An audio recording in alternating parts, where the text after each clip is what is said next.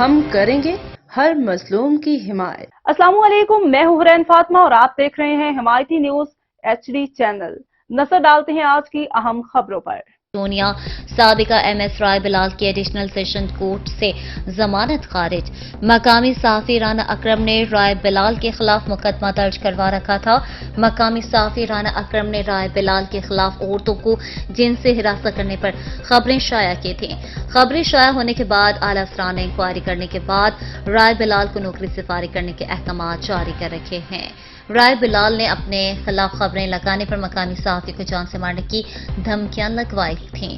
Additional session جج نے مکمل کیس سننے کے بعد رائے بلال کی ضمانت خارج کر دی۔ ضمانت خارج ہونے کے بعد ملزم کو گرفتار کرنے کے لیے پولیس کے مختلف جگہ پر چھاپے۔